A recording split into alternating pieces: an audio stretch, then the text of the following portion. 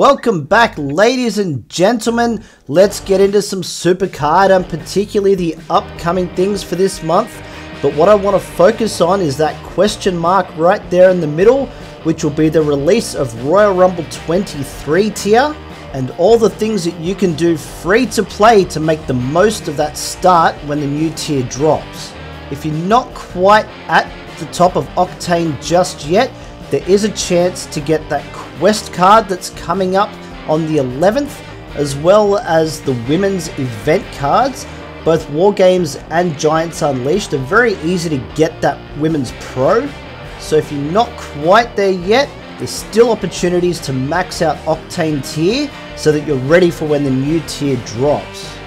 Now, if you're not quite sure if you're going to be going up to that next tier, it's a very simple thing to do. Just go into your profile and right above your top 8 cards, you'll see a little bar there. When you get to Octane Plus, you'll see that meter can still go right to the end there. When it gets right up to that next question mark, that means you've maxed out the tier, so when the next tier comes along, you'll automatically go up to that Royal Rumble tier, or if they decide to call it something else a little bit clever, we'll worry about that down the track when they officially announce it.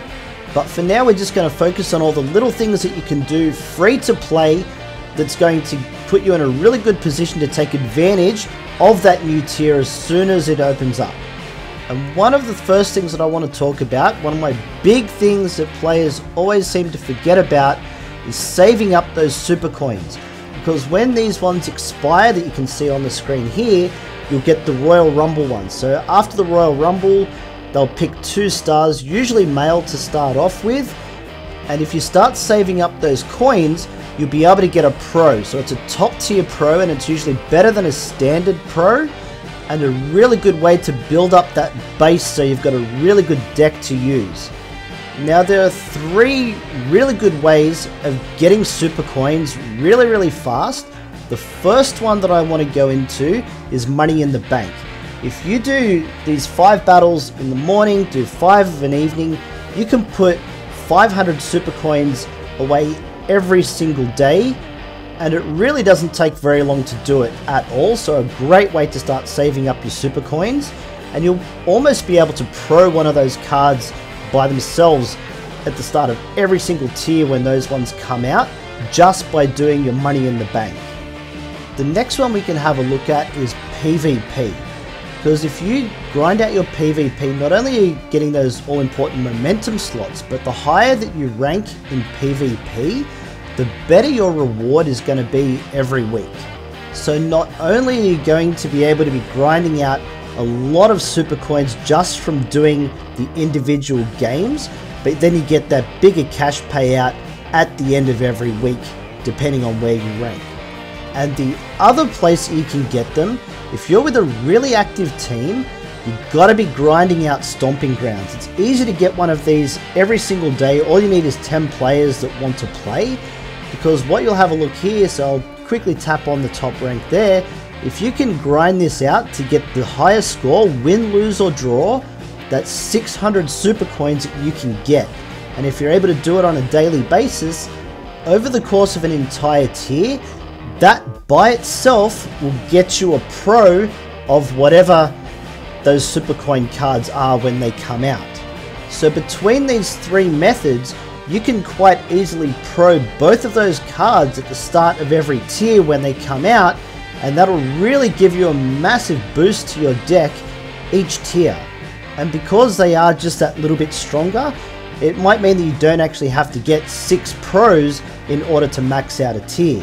So let's take a quick look at some of the other things that you can save up in order to maximize the start of the tier when it drops. And a really good one is those ladder rewards. When you have a look here, if you don't claim these as you get them, they will actually upgrade as you go up to each level. I'm hoping to try and get a 4th one in there before the next tier comes around, but if not, that's not a problem. Yeah, I just keep saving them up anyway. But if you do have a look here, you can tell by the profiles on them that you do get male and female cards from these ones.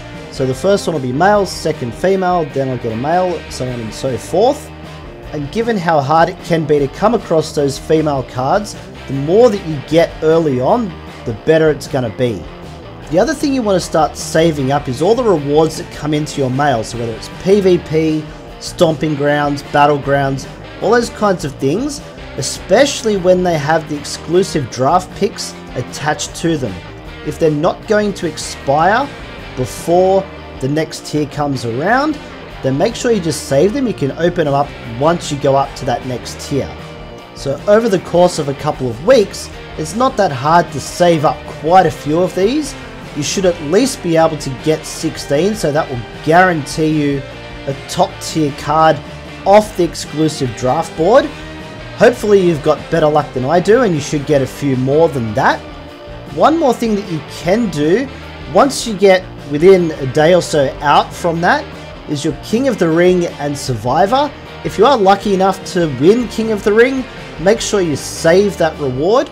The same with Survivor. If you win that, make sure you exit without claiming the reward. Once you go up to the next tier, claim that reward and it will upgrade to the new tier reward. Hopefully these tips have really helped you guys out. If they did, don't forget, like and sub, you know the deal. I'll bring you guys my start to the new tier as soon as it happens. So don't miss out, and I'll catch you in the next one.